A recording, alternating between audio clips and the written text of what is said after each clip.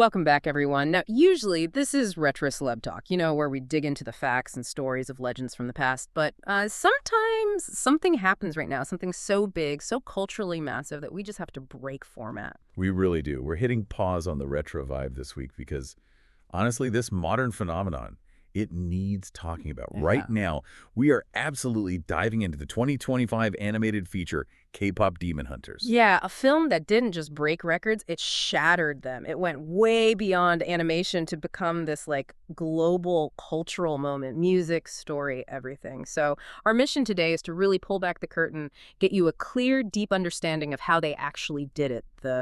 5 years of intense work behind the scenes. Exactly. We're going to explore its origins, which are pretty unique. Then there's the music production, just staggering detail there. Fusing Broadway showmanship with that K-pop perfection, plus the visuals, that innovative style, and maybe most importantly, the deep ancient Korean folklore they wove right into the core story. It's really layered. Basically, this is your shortcut to getting fully up to speed on the film that kind of redefined what pop culture can even look like today. So let's start right at the beginning, the genesis, right? How did this hybrid idea even come about? What's really fascinating when you look back is the timing, the initial pitch. That was way back in 2016. 2016. Yeah, and that timing is just crucial because that was exactly when global interest in K-pop was really starting to surge. Groups like BTS were breaking ground internationally, paving the way. So the timing was right. The market was maybe getting hungry for it. But the actual spark, the driving force, that was more personal, wasn't it? Not just market trends. Oh, absolutely. Deeply personal. The real engine behind it was Maggie Kang. She's a Korean-born story artist, worked in Hollywood animation for over a decade. And she just felt this gap, this frustrating lack of Korean stories, Korean main characters in mainstream Western animation. You just didn't see it. Right. So her goal was basically to fix that, to create something authentically Korean, using their own mythology, their own demons, and really centering it on strong female characters. That desire for authentic representation, that became the core. But I read somewhere that the initial concept, it wasn't K-pop at all. It started as straight up supernatural fantasy. That's totally right. Yeah, the first vision was purely these fierce demon hunters, drawing inspiration from, powerful women in Korean folklore. When they were first designing Rumi, Mira, and Zoe, the idea was quirky, unconventional heroines. A bit like Buffy, maybe. But Kang really pushed back against that perfect, Hollywood superhero mold. Wanted them to be flawed, relatable. I think I read her describe it as celebrating imperfect, heartfelt Korean femininity. Characters who could be, crass and silly and fun, not just untouchable icons. Exactly. And that imperfection, that was so key later for connecting with their emotional journeys. But the huge shift, the thing that unlocked its global potential, came when the team had this big realization. They realized K-pop itself, the spectacle, the music, the dance, that global reach that could be the perfect bridge, the way to link ancient tradition with the hyper-modern world. And that fusion idea, where the synchronized dancing and the songs actually become the source of their supernatural power. I mean, that feels like genius. But was it just a cool concept, or did it have real roots? No, that's the brilliant part. It was totally anchored in cultural history. It elevates the whole thing. They didn't just, slap K-pop onto a fantasy story. They connected modern pop performance directly back to authentic Korean shamanic rituals, the mudang. The mudang traditions. Yeah, those aren't just quiet ceremonies, right? They're performance. Precisely. The mudang, the female shamans, perform the gut ceremony. And its complex involves music, really dramatic dance, elaborate costumes, chanting. Historically, these performances were seen as the way to communicate with spirits to ward off evil. Okay, I see the link now. So the film just powerfully reimagines that spiritual defense as these massive, polished K-pop concerts. The performance is literally the shield, the weapon. Wow. Okay, so to make that connection feel real, the research must have been intense. What did that actually look like? Now, total commitment. They knew they couldn't just create some generic, Pan-Asian look or feel. So Kang and the production team did this extensive research trip to Korea. And they weren't just hitting tourist spots. They were digging into the specifics, the landscape, the traditional architecture, like Hanok villages, local folklore. They wanted it to sound and look authentically Korean. And you really see that research pay off in the film's visual style, that constant play between, Seoul's super futuristic skyline and those old traditional Hanok houses. Exactly. That contrast became a major visual theme. It's all through the world building, even character stuff. The Hanok represents history, tradition, stability. And the skyscrapers, well, they're modernity, globalization, right? The film constantly puts those two things side by side, showing how the old ways, the demon hunting, they adapt and survive right inside this hypermodern setting. It's like a visual conversation about Korean identity. Such a smart blend of concept and culture. Okay, so if the concept was solid, the pressure on the music must have been immense to make that spiritual power, audible. Let's shift gears part two. That obsessive music production. Yeah, the soundtrack wasn't just music. It was like an infrastructure project. It took 5 solid years, Yeah. led by Ian Eisendrath, the executive music producer. And they knew right away a standard film score wouldn't cut it. They needed a whole new way of working, a collaborative ecosystem, really. And that team was a really unusual mix, wasn't it? You had Broadway people, K-pop songwriters, and producers from massive labels like the Black Label. Totally unprecedented for animation. The Broadway producers, they were crucial for the emotional arcs, making sure each song told a story, beginning, middle, end, like in musical theater. But then the producers from the Black Label who work with Blackpink, right? They brought that aggressive pop sound, the heavy bass, the bold, high-impact production that just defines hit K-pop. So the process must have been intense, refining songs over years to fit the story and sound like K-pop hits. How did they actually blend those two worlds, the theatrical emotion and the pop polish? It was grueling, highly iterative. They didn't just write from nothing. They actually used established musical theater songs as structural models sometimes. But then they'd also use specific existing K-pop tracks, almost like mood boards or vibe boards, they call them. Just temporary guides to nail the exact tempo, feel, or intensity needed for a scene. And the actual recording process? The level of detail sounds kind of insane. I read about the number of vocal tracks. It's way beyond standard pop production. We're talking hundreds of vocal takes for each song. For the big main numbers, it could go up to 1,000. 1,000 individual vocal recordings. Full 1,000, seriously. Yeah. The mixing engineer, Curtis Douglas, talked about getting sometimes 500 vocal tracks delivered to him for just one song. 500 tracks. What's the technical reason for that many? It's really about achieving that hyper-polished, perfect K-pop sound. It's not just layering voices, they comp them. Comping means they meticulously stitch together the absolute best performance of each syllable from different takes. Syllable by syllable. Literally, syllable by syllable, to get maximum precision, perfect uniformity, flawless harmony across the entire group. It's this intense engineering that makes every hook hit hard, every harmony perfect. Wow, that detail really drives home the difference. It's engineered perfection, but married to that theatrical emotion. Absolutely. And the songwriters, people like EJE, Teddy Park, Lindgren, they were masters at that blend. Writing those huge pop hooks, but making sure they still served the story, pushed the narrative forward like in Broadway. The music was the story engine. And that authenticity comes through in the lyrics too, right? Like EJE, who actually voices Rumi, she used her own experiences as a K-pop trainee for that song Golden. Yeah, that brought such a layer of real emotional truth. The whole team saw K-pop as inherently theatrical anyway. It's built on these massive vocals, huge choreo, dramatic costumes, big explosive builds. It was kind of the perfect match for animation storytelling.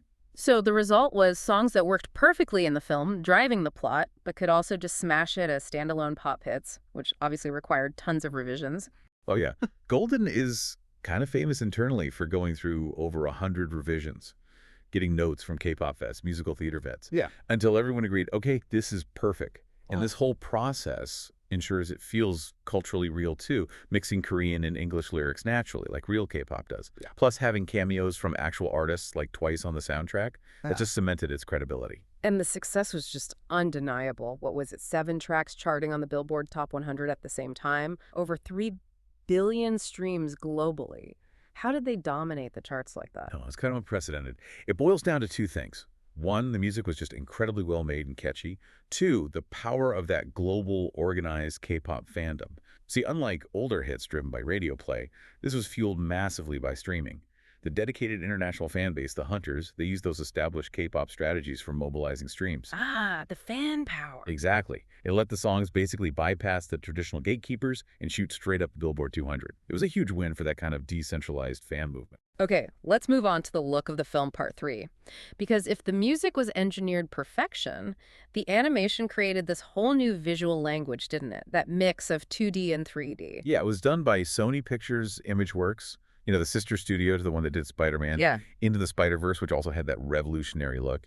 They used this unique hybrid style, blending the bold, graphic feel of 2D animation, almost like hand-drawn, with the depth in camera movement you get from 3D. People describe it as a CG version of 2D anime, which sounds cool, but for someone maybe interested in the tech side, how did they actually get that 2D feel in 3D? Well, they pulled several tricks from that Spider-Verse playbook. A Yeah. big one was using special texture shaders to mimic the look of traditional ink lines on the characters. And they used a technique called line boiling, which makes the outlines kind of shimmer or seem slightly unstable, like a real drawing. Gives it that kinetic, handmade energy. So it looks less Yeah. perfect. Kind of, yeah. And they also played with the frame rate. They didn't render every single frame smoothly. They deliberately dropped frames to create that punchier, more rhythmic feel you associate with 2D. That sounds like a ton of extra work just to make it look intentionally less smooth. It is. But the payoff is huge. It makes the world feel really tangible, graphic, super stylish. And the visual inspirations came from everywhere. Korean culture, obviously, K-dramas, the lighting from K-pop concerts, high-fashion photos, classic anime. It's all in there. And I remember being struck by the really subtle cultural details, even down to how the characters' faces were modeled. Meticulous. The animators made sure the facial features, especially how the mouths and eyes moved, actually reflected realistic Korean speech patterns and facial structures. It's subtle, but it makes a difference. It reinforces the authenticity, even though they're mostly speaking English in the film, stops them looking like generic CG dolls. And the characters themselves needed such a huge range visually, going from like super glamorous to pure comedy. Absolutely. They shift so smoothly between those high-fashion, detailed pop star looks, and then suddenly they're in these exaggerated chibi or demi-chibi styles for laughs. That flexibility let the visuals perfectly match the story's tone, shift intense battle 1 minute, goofy banter the next. Let's talk about those battles. Because the weapons weren't just generic fantasy swords and spears, right? They were tied back to those traditional spiritual roots you mentioned. Yes, and that gives the action so much more weight. The weapons aren't just props, they're symbols. Like one of the Huntrix members uses a sangam, a four-tiger sword. That's not made up. It's a real historical Korean sword design linked to power, even royalty. And the spear, the chuyamchu, that comes from actual shamanic ritual tools. Exactly. So even when the action is high octane, it feels connected to something deeper, something spiritually and historically real. It keeps it from feeling like just another action sequence. Plus, for the real fans, the hardcore viewers, the world is just packed with Easter eggs and references. Oh, it really is. If you pause and look at the backgrounds, you'll see nods everywhere, posters referencing real K-pop groups, lighting setups from famous music videos, even specific fashion items. And on a deeper level, there's national symbolism too. The mugunhwa, the rose of Sharon, which is Korea's national flower, pops up quite a bit in the iconography, usually symbolizing strength, endurance. It really feels like every single visual choice, from frame rates to flower symbols, was part of this big unified vision. Totally. It's just a masterclass in building a universe that feels incredibly modern and dynamic, but also deeply historical at the same time. Okay, let's get into part 4, because this is where we really decode the meaning behind it all, the symbolism. This feels like the heart of why the film resonated so deeply, weaving myth and modernity together. Right. If you pull back and look at the big picture, the main girl group, Huntrix, they're basically a modern version of Korea's mudang, those female shamans performing the gut ritual we talked about. Okay, explain that parallel a bit more. How does a massive, multi-million-dollar K-pop concert actually map onto an ancient ritual? The parallels are really deliberate and striking. Think about the ancient gut ritual. It involves highly synchronized, very stylized movements, elaborate costumes, often changing quickly. Music designed to create this intense, energetic, almost transcendental state. Okay. Now think about a modern K-pop concert. What do you see? Highly synchronized, stylized choreography, constantly changing, elaborate stage outfits. Music engineered to create this powerful, collective emotional energy in the crowd. The film basically honors the mudang's traditional role as spiritual protectors by translating their ritual actions into modernized K-pop performance. The dance is the exorcism. The concert is the ceremony. It's a direct line from spiritual guardian to pop star. Yeah, that's brilliant structuring. Now, what about the lighter folklore stuff, like Jinu's little tiger companion, the one that looks kind of derpy? Yeah, the derpy tiger. That companion brings some needed lightness, and its design actually comes from minhwa. That's a specific style of Korean folk art. Minhwa often features these quirky, symbolic animals. And tigers in Korean culture are huge. They represent power, protection. So they grounded this fantasy creature in a real historical art style, but made it relatable, kind of goofy. Exactly right. They took that traditional minhwa look and fused it with these playful modern expressions, apparently. One of the animators based some of its goofiness on their own pet cat. So you get this blend, the mythological weight of the tiger as a protector, but with the endearing silliness of a house pet. Makes the idea of protection feel accessible, even cute. Okay, this brings up a really important question then. If Huntrix represents spiritual defense through performance, drawing on shamanism, what about the antagonists? The boy band, the Saja Boys. Their name alone, Saja, sounds significant. Oh, the Saja boys are maybe the most clever thematic element in the whole film. Their identity hangs entirely on the double meaning of the Korean word Saja. So, on the surface, Saja spelled one way just means lion. Okay, lion. Power, stage presence. Right. Evokes dominance, charisma, fits their pop idol image perfectly. Their logo is this big lion's head. Their fandom is called the Pride. It all fits. That's the shiny surface. What's the darker meaning? The darker meaning comes from folklore. Saja, especially Jeon Sajho, Saya, refers to the Grim Reapers, the underworld messengers who guide souls or sometimes steal them. Wow. Okay, so they look like idols, but they're secretly soul stealers. Precisely. The thematic punch is huge. They appear as these glamorous, desirable pop stars, the ultimate objects of fan devotion, but their true function is demonic, consuming souls. They're the perfect dark mirror to Huntrix. They represent the dangerous side of fame, the consuming nature of the industry. Exactly. They symbolize the allure, the intensity, maybe even the potential danger of the whole modern K-pop system and idol worship. The idea that giving yourself over completely to fame or to an idol could, metaphorically cost you your soul. And Maggie Kang, the director, even confirmed they drew inspiration for their look and energy from real massive boy groups like BTS, ATEs, Stray Kids, Monsta X. Makes the commentary feel even more pointed. So the film uses folklore to comment directly on the pressures and potential pitfalls of the very industry it's portraying. Right down to the tiny details, like both groups wear norage. Sometimes those traditional Korean pendants you usually see on hanbok, they're meant to be for luck, protection. But when the Saja Boys wear them, It feels ironic, almost sinister, like a perversion of the symbol. Everything is working on multiple levels. Fashion, function, folklore, commentary. it's that density, that meticulous layering that clearly made it resonate so much. Absolutely. That's what gives it staying power beyond just a cool concept. Okay, let's wrap things up by looking at part 5. The sheer global impact, the way this thing just saturated culture almost overnight. The success was genuinely historic. I mean, within days of hitting Netflix, it was #1 in Korea, obviously, but also in 41 other countries. And eventually, by some metrics anyway, it actually overtook Squid Game as the most watched title ever on Netflix globally, which for an animated film, that's just astonishing. And it wasn't just a flash in the pan, right? It stayed huge. It was in the Netflix top 10 for, what, like 15 weeks straight? That kind of endurance is rare. And the music did the exact same thing, almost scarily dominant. The soundtrack hit #1 on the Billboard 200 multiple times.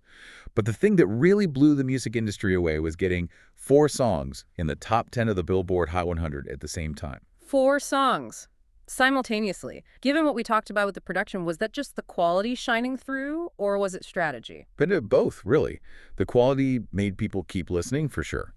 But like we said, that massive, coordinated streaming volume from the global fandom, the Hunters, was the key weapon. Because it launched everywhere at once on streaming, and the fans were ready, they basically overwhelmed the charts immediately, bypassed the slow buildup of traditional hits. And the fans really leaned into that K-pop culture, creating their own official identities. Totally. The fandom names are official canon. Hunters for Huntrix fans, the Pride for Saja Boys fans, playing right off that lion thing, following that K-pop tradition of giving fans a name and identity. It just deepens the connection, the loyalty. And the interaction got playful too, spilling into the real world, digitally at least. There's that weird little victory chant the Huntrix girls use. Couch, couch. Yeah, couch, couch. After battles or concerts. And this is where it gets really modern and meta. Google actually jumped in. They made a little digital Easter egg. If you search the film's title on Google, the word couch would just scroll across the results page.